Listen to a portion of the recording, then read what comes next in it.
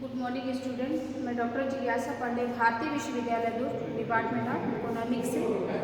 पिछली क्लास में जैसा कि हम लोगों ने फॉर्मुलेशन ऑफ जनरलाइजेशन के बारे में पढ़ा था, उसमें उसके बहुत सारे पॉइंट्स पढ़े हुए थे। आज हम लोग देखेंगे कि फॉर्मुलेशन ऑफ जनरलाइजेशन में based ways of stating generalization, यानी हमारे सामान्यीकरण की विधियाँ कौन सी हैं, किस प्रकार से हम अपना सामान्यीकरण को लिखते हैं, कैसे उसका प्रोसेस होता है, उसकी विधियाँ हैं कुछ। तो जैसा हमारा ये पहला विधि है स्टेटमेंट ऑफ कंक्लूजन, कि निष्कर्षों को लिखना अथवा उसका कथन करना, ये हमारा पहला मेथड है।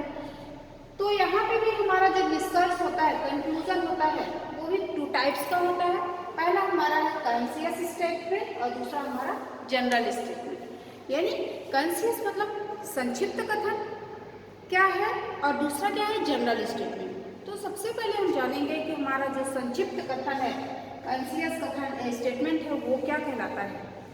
चूंकि अध्ययन की समस्या के कथन में पूछे गए प्रश्नों से संबंधित इस प्रकार के कथन होते हैं। दूसरी बात इसमें यह है कि समस्या के निष्कर्षों के कथन के साथ विशिष्ट रूप से संबंधित निर्णय इन्हीं कथनों से लिखे जाते हैं। यानी संक्षिप्त कथन हमारा क्या होगा, अध्ययन की समस्या के कथन में पूछे गए प्रश्न से संबंधित इस प्रकार के कथन होते हैं। दूसरा समस्या के निष्कर्ष के कथनों के साथ, यानी जो हमारा प्रॉब्लम्स होता है उसका जो कंक्लूजन निकलता है, कंक्लूजन के कथन के साथ विशिष्ट रूप से संबंधित निर्णय इन्हीं कथनों से लिखे जाते हैं। दूसरा हमारा आ रहा है कि जनरल स्टेटमेंट, यानी सामान्य कथन क्या कहलाता है। यह समस्या के समाधान या उत्तर के साथ संबंधित होता है, क्या, जनरल स्टेटमेंट। और इसमें ये अन्य प्रकार से लिखे गए जनरलाइजेशन के निष्कर्षों की सीमाओं के कथन होते हैं। इसमें अपूर्ण अथवा दोषपूर्ण प्रदत्तों के कारण सीमाओं का अस्तित्व होता है तथा सामान्यीकरण के जोखिम का इसमें भय रहता है। सामान्यीकरण सदैव निष्कर्षों के क्रियान्वयन के रूप में होते हैं। क्या, जनरलाइजेशन हमेशा कैसा होता है, निष्कर्षों के क्रियान्वयन के रूप में होता है। जैसे मान लीजिए व्यवहारिक पक्षों के क्रियान्वयन संबंधी परामर्श। दूसरा है जैसे आगामी अन्वेषण के लिए समस्या संबंधी परामर्श। और तीसरा है अध्ययन के भविष्य में प्रतिफल जानने के लिए सुझाव कैसा दिया जाना चाहिए।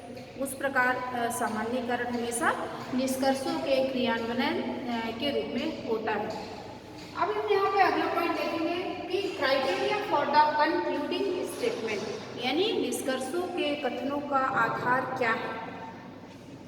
चूंकि अनुसंधान के उद्देश्यों का प्रामाणिक परिकल्पनाओं से सामान्यीकरण करना है, क्या, अनुसंधान का उद्देश्य प्रामाणिक परिकल्पना यानी हाइपोथेसिस से हमको जनरलाइजेशन करना है। क्योंकि शोध में अनेक प्रकार की छोटी छोटी कमियां रह जाती हैं, अतः जनरलाइजेशन अत्यंत सावधानी पूर्वक करना चाहिए। जनरलाइजेशन को वैध मानने से पूर्व उसमें कुछ पॉइंट्स होते हैं जिसके आधार पे हम उसको कसौटी के रूप में मानते हैं। तो जैसा हमारा पहला बेस हो गया कि सामान्यीकरण सत्यापित तथ्यों के अनुरूप होना चाहिए। दूसरा हमारा बेस है कि सामान्यीकरण प्रकृति के उन नियमों के अनुरूप होना चाहिए जो सदैव सत्य माने जाते हैं। तीसरा यह है कि कथन यथासंभव सरल होना चाहिए, कथन हमेशा प्रामाणिक होने चाहिए। अतः इन बेस के साथ, यानी इन आधारों के साथ प्रत्येक शोध साक्ष्य तर्क की कसौटी पर भी आंके जानी चाहिए। यानी साक्ष्य के तर्क की कसौटी पे भी हमारे जनरलाइजेशन अथवा शोध को आंकना चाहिए।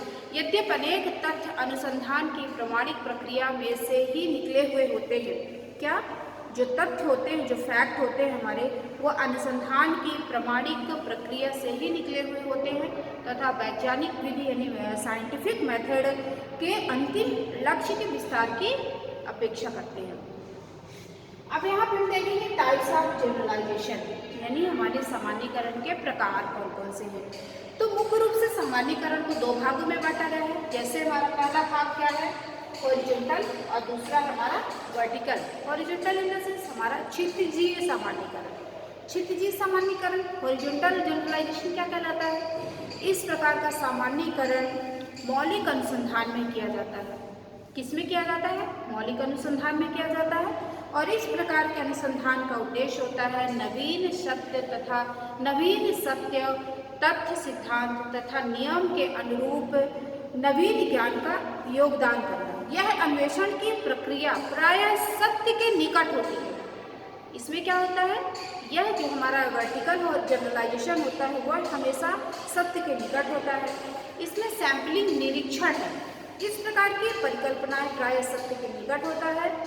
न्यायादर्श निरीक्षण प्रायः जनसंख्या की समस्त चारित्रिक विशेषताओं को अपने में निहित किए होते हैं।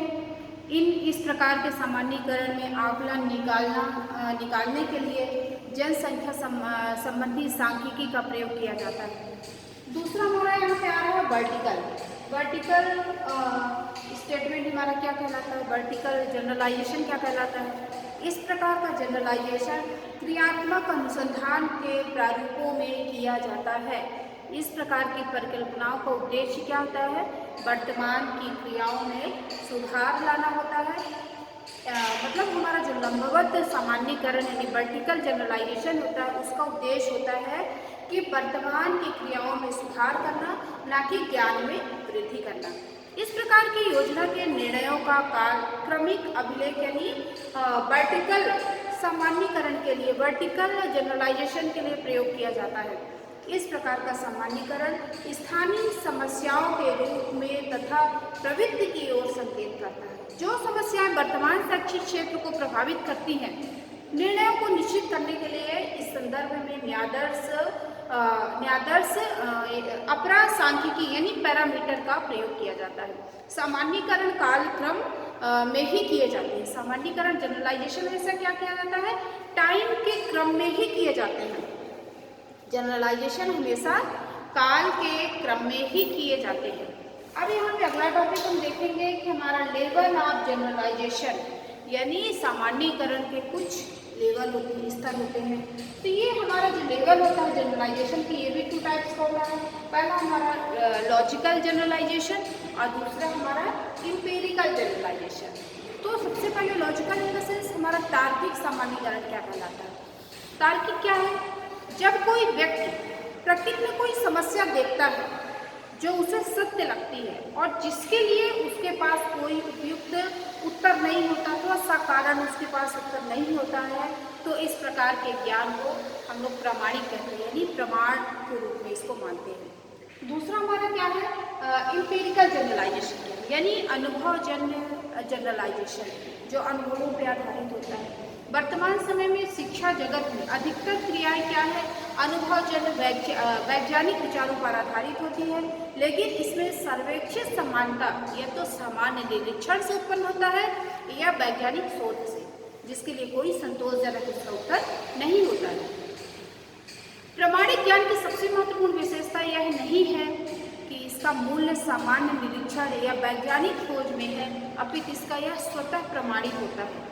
यह प्रमाण के रूप में स्वतः ही होता है और इसका उपयोग मात्र शिक्षा जगत में नहीं होता बल्कि प्राकृतिक विज्ञान में भी होता है। यद्यपि अधिकतर तथ्य प्रमाणिक होने चाहिए तथा ऐसे ज्ञान के साकारण उत्तर भी होने चाहिए। प्रमाणिक ज्ञान साकारण ज्ञान की तुलना में कम महत्व का होता है, क्योंकि इससे निकलने वाले जो परिणाम होते हैं वह बहुत सुरक्षित और विस्तृत नहीं होते हैं। तो आज हमारा ये, अब हम यहाँ पे एक चीज़ और देखेंगे कि यहाँ पे हमारा जो जनरलाइजेशन है उसकी विशेषताएं क्या क्या होती हैं। तो जनरलाइजेशन यहाँ पे हम थोड़ा उसका एक पॉइंट यहाँ पे और है, इसकी विशेषताएं क्या होती है, कैरेक्टर क्या क्या होते हैं। यहाँ पे एक चीज़ और देख लेते हैं विशेषता क्या क्या होती है। यहाँ पे देख लेते हैं इसका विशेषता क्या क्या होता है, विशेषता क्या क्या होती है। इसमें कुछ विशेषताएं होती है, हमारे जनरलाइजेशन की कुछ विशेषताएं होती हैं, चूँकि शैक्षिक सामान्यीकरण तथ्यों के अनुरूप होते हैं, यह हम लोग अभी देख लिए हैं। प्रथम स्थान पर प्रत्येक सामान्यीकरण अन्वेषण के द्वारा निकाले हुए तथ्य के अनुरूप होने चाहिए। अन्वेषण को स्वयं से निम्न प्रश्न पूछने चाहिए। जैसे मान लीजिए कुछ प्रश्न अन्वेषणकर्ता जो होते हैं उनको स्वयं से कुछ प्रश्न पूछने चाहिए। क्या अनुसंधान के प्रदत्त उपयुक्त है, क्या हम जो अनुसंधान के हमारे डाटा है वो उपयुक्त है, क्या अनुसंधान के जो डाटा यानी प्रदत्त वो पूर्ण है, क्या प्राप्त परिणाम डाटा के अनुरूप है, जो प्रश्नों में परिणाम प्राप्त हुए, क्या हमारे डाटा के अनुरूप है, क्या जनरलाइजेशन सामान्य समझ के अनुरूप है, जो जनरलाइजेशन हमारा निकल के आ रहा है क्या वो समझ में आ रहा है कि नहीं आ रहा है। तो इन सभी प्रश्नों के उत्तर सामान्यीकरण की अच्छाई की ओर संकेत करते हैं। अगली विशेषता यह है कि एक अच्छा सामान्यीकरण विस्तृत और समुचित होना चाहिए, थोड़ा विस्तृत हो और समुचित होना चाहिए। प्रदत्त यानी हमारे जो डाटा हो वो व्यवस्थित रूप से प्रस्तुत किए जाने चाहिए। प्रस्तुत किए गए डाटा में कुछ बिंदु निहित होने चाहिए, जैसे हमारे डाटा किस प्रकार होने चाहिए, तो डाटा तथा सारणी में थोड़ी स्थिरता होनी चाहिए। डाटा अध्ययन के क्षेत्र तथा उद्देश्य संबंधी प्रस्तावना से युक्त होने चाहिए। अध्ययन के तथ्यों का मुख्य बल उनको तर्कयुक्त ढंग से सिद्ध करने पर होना चाहिए। अध्ययन के जो तथ्य होते हैं उनका मुख्य उद्देश्य क्या होता है, तर्कयुक्त ढंग से उसको सिद्ध करने में होना चाहिए। अध्ययन की प्रक्रिया, उसकी विधि, इसके लिए उपयुक्त प्रविधियाँ उपयुक्त होनी चाहिए। प्रदत्तों का जो प्रस्तुतिकरण एवं विश्लेषण तथा जनरलाइजेशन यानी सामान्यीकरण रिपोर्ट अंत में जरूर देना चाहिए। क्या क्या, डाटा का प्रस्तुतिकरण, डाटा का विश्लेषण, सामान्यीकरण की रिपोर्ट अंत में होना ही चाहिए। एक उत्तम जनरलाइजेशन को ज्ञान के क्षेत्र में विस्तार करने में सहायता करनी चाहिए। शैक्षिक सामान्यीकरण को ज्ञान के क्षेत्र में विस्तार करने में सहायता करनी चाहिए। तो आज की क्लास में हमारा जनरलाइजेशन को लेके बेस ऑफ स्टेटिंग जनरलाइजेशन हो गया, स्टेटमेंट ऑफ कंक्लूजन हो गया, क्राइटेरिया हो गया, इसके बाद टाइप्स हो गए हमारे 2 टाइप्स के हो गए, इसके बाद हमारा लेवल हो गया, जनरलाइजेशन का स्तर कैसे होना चाहिए, फिर हमारे कुछ कैरेक्टर्स हो गए, कौन कौन सी विशेषताएं होनी चाहिए हमारे जनरलाइजेशन में। तो आज की क्लास में यही था। नेक्स्ट क्लास में नेक्स्ट टॉपिक पर चर्चा करेंगे। धन्यवाद।